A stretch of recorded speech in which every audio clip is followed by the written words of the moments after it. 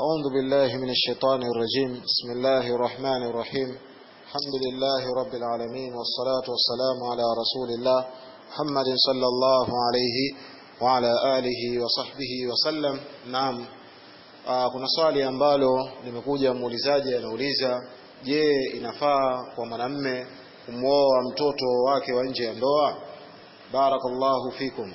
Kwa maana muulizaji anauliza, inafaa kwa mwanamume kumwoa mtoto wake wa nje ya ndoa, kwa maana huyu mwanamume amefanya kosa, amefanya uovu wa zinaa.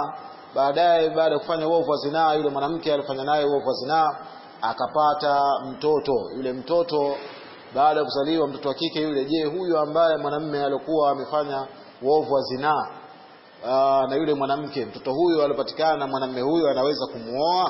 Ndio swali ambalo lilikuwa limekuja.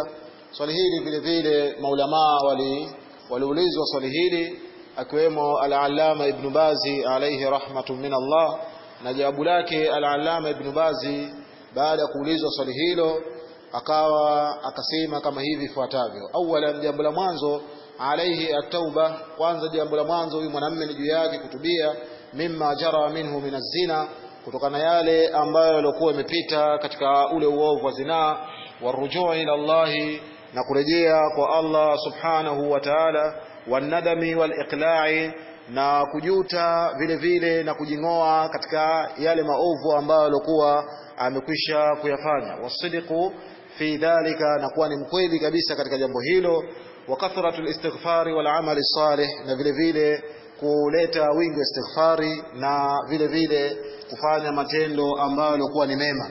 Thaniyan, jambo la pili, hadha nikahu batilun, jambo la pili kuhusiana na ndoa hii ni ndoa ambayo ilikuwa batil, maadama arafa annaha ibnatuhu min az-zina, madamu kwamba huyu mwanamume amejua kwamba yule ni mtoto wake ambaye alikuwa amempata kwa njia ya zinaa. Falladhi alayhi jumhuri ahli al-ilmi, basi kauli ambayo wako nayo jumhuri ahli al-ilm, wengi katika maulama wenye elimu, annahu nikahun batilun, kwamba hiyo ni ndoa ambayo ilikuwa ya batil, liannaha, kwa sababu ndoa hiyo anasema kwa sababu mtoto huyo, binti huyo, khuliqat min ma'ihi, ameumbwa mtoto huyo kupitia maji yake huyo mwanamume. Fala yajuzu lahu nikahuha, basi haijuzu kwake yeye mwanamume huyo kumuoa binti huyo.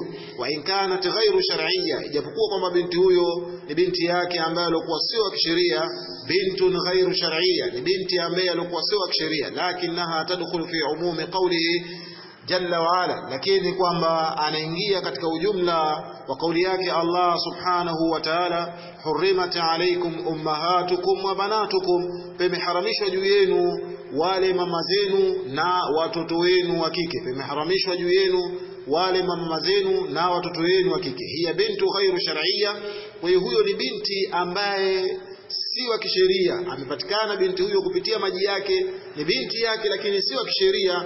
Khuliqat min ma'ihi, ameumbwa kupitia maji yake mwanamume huyo. Fayakunu nikahuha batilan, kwa hiyo inakuwa kumuoa binti huyo ni ndoa ambayo ilikuwa batil, ni jambo ambalo liko la batil, haifai mwanamume huyo kumuoa binti huyo.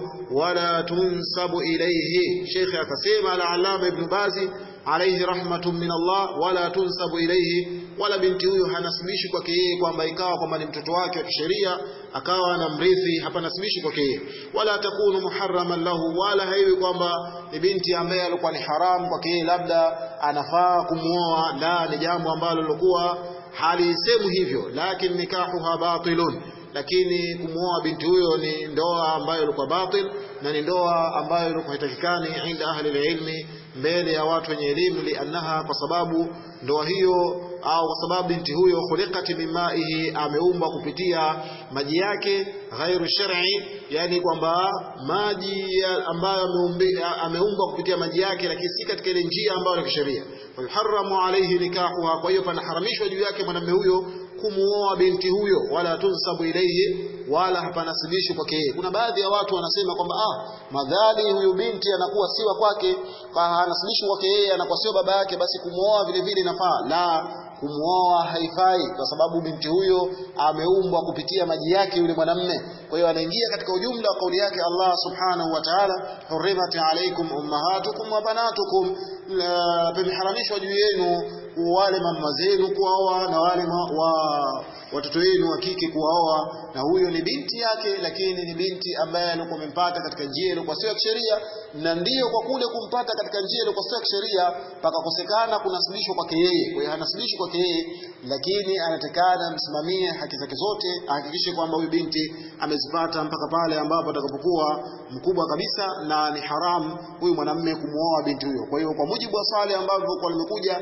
haifai kumuoa, yani huyu mwanamume kumuoa mtoto wake ambaye alikuwa amempata kwa njia ya zinaa au nje ya ndoa, haifai kumuoa. Na ikipita, yani likifanya jambo hilo, watu wajue kwamba wamefanya jambo ambalo kwa batil, na ni jambo ambalo lilikuwa limekatazwa kwa mujibu wa sheria za Kiislamu. Wallahu a'lam. Subhanakallahumma bihamdik, nashhadu an la ilaha illa anta, nastaghfiruka wa atubu ilaik.